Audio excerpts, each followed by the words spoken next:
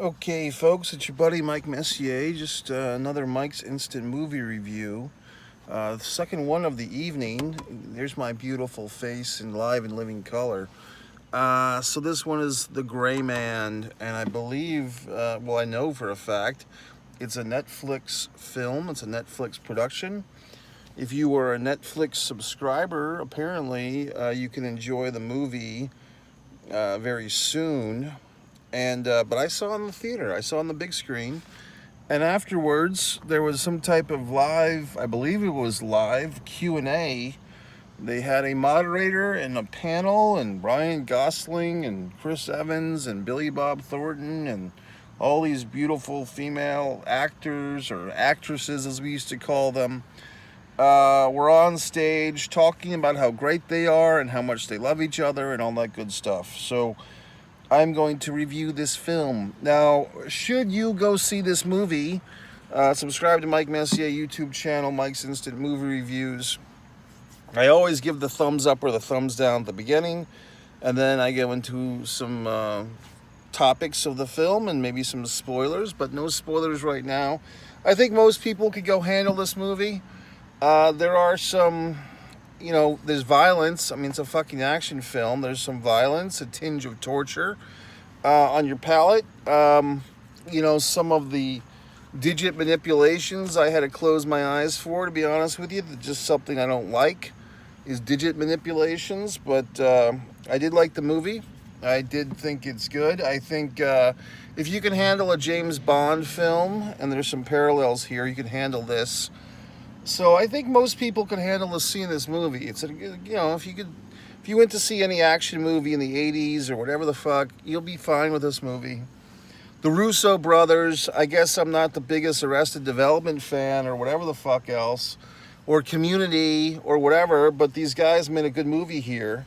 Looked like it cost a fucking $1 billion to make. I mean, the production values are pretty high between all the chase scenes, the gun scenes, the explosives, the different locations. I'm not sure how many actual countries they filmed in, but many countries and many locations were represented in the film. Now, here's a little bit of movie magic, folks. You don't always have to actually film where you say the scene takes place, okay? I'm sure most of you understand that. Some of you may not. But in any event, there was a lot of different locations, a lot of characters in this thing to keep track of, good, bad, and indifferent. So should you see this movie? I think so. If you like action, if you like James Bond, Ryan Gosling does a great job, I thought everyone was very good. Chris Evans, I thought, was a lot of fun as the main antagonist. Now, should I get into who would not like this movie? I guess if you don't like violence, like if you can't handle violence, if you can't handle gunshots or explosives, or you don't like fast-paced movies, or if you don't like Ryan Gosling, then I guess you shouldn't see this movie. Otherwise, go see it. Now I'm going to get into some of the fun of it. So what's the James Bond parallel? Well, there's even a little tip of the hat to James Bond, 007. The main character in this thing is... I believe it's not Savannah 6. There's another word begins with an S, 6. But the main guy, Ryan Gosling's character, is 6, and he's like in some type of. It's unclear to me, at least, if it was government or a fake government agency where he's enrolled in this thing, which got him out of prison. I go spoilers, okay? Spoilers. So the fucking Billy Bob or whoever the fuck gets him out of prison. He's off and running. He's doing this thing. He's like a guy who kills people. And then his first assignment in the movie is to go kill a guy that used to be one of his guys. Now, when that guy showed up, whose name turned out to be 4, and Gosling didn't know, or 6 didn't know that that's who he was killing, I thought it was actually Matthew McConaughey for a moment. It wasn't. The guy just looked a little bit like McConaughey from afar, but obviously it was not him, the actor, I mean. So McConaughey is not in this movie. But nonetheless, fights, action, guns. There's a moment that's kind of a little bit of foreshadowing, which basically means they give you a hint of things that are going to come up later, where Gosling does not shoot the bad guy, the McConaughey lookalike, because there's a child in the way of the shot. Now you might be wondering, well, gee whiz, what does that have to do with anything? That'll come up later as it's revealed that there's this fucking child in the movie, about a 12-year-old girl, who is the niece of the Billy Bob Thornton character, whose name I think is Fezwig or Fezzing or something. I can't keep the name straight. But basically at some point, Six is like the extended babysitter for this kid, and they form like this bond, kind of like an older brother, little sister type of bond, with Billy Bob as the aforementioned father figure. There's also some flashbacks to Six's childhood when he saved his brother's life from their abusive father, and that's interesting. Another fucking movie with child abuse is a theme. I mean, earlier today even I saw, and I did a nice Mike's Instant Movie review of Where the Crawdads Sing, which I had issues with the title of that movie, but I liked the movie. And there's child abuse in that one. There's child abuse in The Black Phone. It's the summer of child abuse films, folks. I don't understand it, but it's a fucking running theme. So I guess all these people are working out their goddamned issues this summer in the films. But anyway, I liked the film. Very attractive women in this thing, but they're shooting guns too. They're getting violent. Chris Evans, I kept trying to put my finger on who the guy was. I think his character's name was Lark or Lance or whatever the fuck.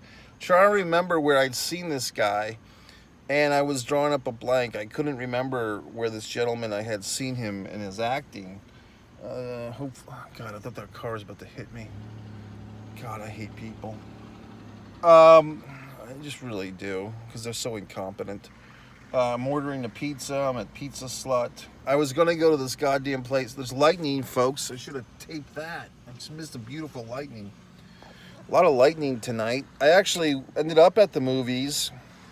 The second movie was not on my itinerary. In fact, I had somewhere to go. But the storm was a-coming, and I got very frightened because the storm was too powerful for my windshield wipers to maintain safety. I pulled over. I happened to be pulling over into a movie theater parking lot, of which I knew. I actually, even to get into the theater and not get drenched, I put on an extra shirt. Here's a little clue. If you're ever in a situation where you don't have an umbrella, or you don't have a fucking person to shield you from the rain, put on a bonus shirt, like a second shirt. Let that get all wet and damp, and then take that off, and you still have your nice dry shirt underneath. That's what I did. So I'd never done that before, but I did it tonight. The shirt's still damp. And if I had been wearing just one shirt, I'd be damp all night too. That's what she said. So in any event, the movie's good. It's one of those, would I go see it again? I don't know. Maybe in a week or two. I don't feel the need that I need to go see it again tomorrow. I'm sure people will be finger banging themselves over this movie because it's a lot of fun. It's action. It's yahaha, ho ho ho. I was trying to remember that movie that, I think it was Ryan Gosling. Was it Drive or something like that? That he did a movie with Kevin Spacey. Like Kevin Spacey's basically last high-profile role before all the revelations about the man's life came out in a negative way. So I liked the film. Now the Q&A afterwards, you know, folks, I don't sit there and watch periodic or episodic television all the time. Like I don't sit there and watch Community or Arrested Development or whatever the fuck other shows you've all been watching for 20 years. All these shows that people finger bang themselves about, I don't watch a lot of them. I've just been getting into The Office for the last couple of years, and I feel like, oh wow, this is a great show. But I don't sit there and watch every show. Okay, Grey's Anatomy every fucking Thursday on ABC. Whatever you fucks have made your weekly lives around, I've been doing other things. So I don't really understand the whole grasp of all these shows these Russo brothers have done, but I guess I know the titles. I know what Arrested Development is. I know what fucking Community is, these programs, but I don't watch them. But they were doing this Q&A. Gosling was there. Of course, he's the belle of the ball. The little girl in the movie is probably 14 years old now, so she's getting older. She'll be a great actress, I'm sure. The other lady, I guess, was in the James Bond movie, one of the recent James Bond movies. Now this person has to park near me. She was very pretty, and they all had a good time. Was there any weak points to this movie? Maybe one or two too many characters, especially on the antagonist side. I mean, I think that was part of the appeal of this movie, is who's zooming who. Kind of, if you remember Under Siege 2, with Tommy Lee Jones and Gary Sinise kind of playing dual bad guys opposite Steven Seagal. I thought that was interesting at the time, that you had two bad guys in the same film, and in this movie you have like 3 or 4 bad guys. So I thought that was actually more than that. You had like a lot of tweeners, characters that are in between good and bad. That was maybe my only weak point. I did like the movie a lot. I liked the end credits a lot. They had all these cool statues and stuff of the characters and the scenes that you had just experienced. So I wonder if those statues are actually available, or if the Russos have them. They're welcome to give me 1 or 2 for giving this Mike's Instant Movie Review. Of course, you can also watch my fucking movies, my acting. Disregard the Vampire, Mike Messier, fucking 11 award-winning documentary. Blood Sugar Seday's So You're the Guy, 2 award-winning, 4 awards for the Impeccable short film. All the wonderful things I've created for your enjoyment. My books, A Distance from Avalon, my film book, all the wonderful things that I do for you people. Yet I don't see a lot of these books selling on Amazon recently, so I'm getting a little perturbed with you folks. All you have to do is go to Mike Messier on Amazon and buy my goddamn books. Do something for me for a fucking change. I provide all this content for you assholes, so why aren't you buying my goddamn books? For Christ's sake.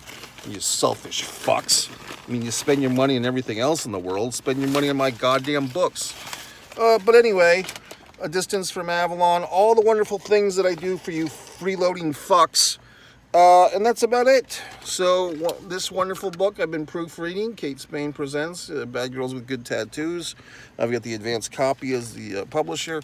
That's it, folks. So yes, the movie's good. Very good, Ryan. Very good, Russos. Very good, everyone.